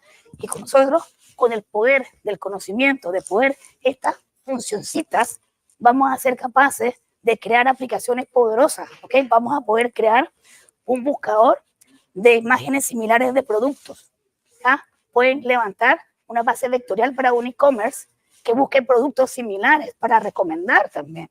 Entonces es cosa de darle un uso para su proyecto, o sea, lo que sea que estén utilizando. Cuando ustedes empiecen a correr esto, las ideas les van a llegar. Y ya, que sea. Y bueno, aquí les dejo otra vez la parte de la demo. Y adicionalmente, les quiero comentar que, claro, acá nosotros vamos a tener que mantener ese vector. Ya si nosotros cada vez que le vamos a agregar una imagen nueva, un PDF nuevo, o sea, un PDF nuevo, imágenes no va a funcionar con lo que les voy a comentar ahora, nosotros tenemos que ser responsables de mantenerlo, ¿ya? Pero nosotros tenemos un producto que se llama Knowledge Base, que nosotros le entregamos el bucket de S3 y él por detrás se encarga de crear la base vectorial y de administrarla y de crear el nuevo vector cada vez que nosotros le generamos un nuevo archivo. Y bueno, aquí está la cuña o la parte de marketing, que con Amazon Knowledge Base, Amazon Background de Knowledge Base, nosotros solamente le entregamos los documentos, el formato que sea a nivel de texto, y él por detrás va a ser capaz de generar toda esta base vectorial de forma automatizada.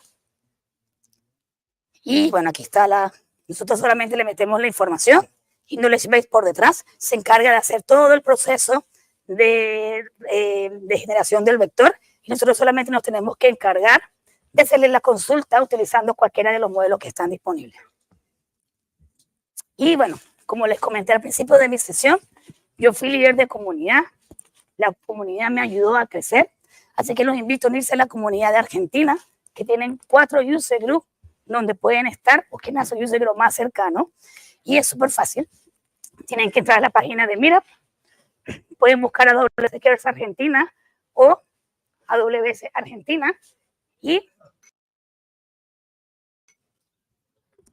bueno, esa soy yo. Espero que les haya gustado mi sesión, un poco, porque tuvimos problemas al principio, y aquí estoy para responder sus preguntas. Dame cuántas preguntas. ¿Ah? ¿Bien?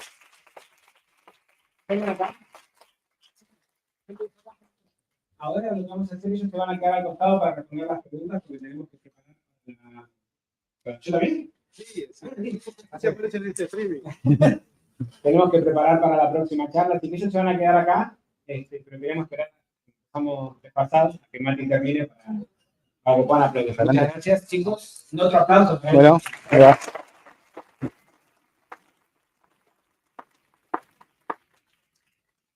Ya actualizamos la agenda de la página.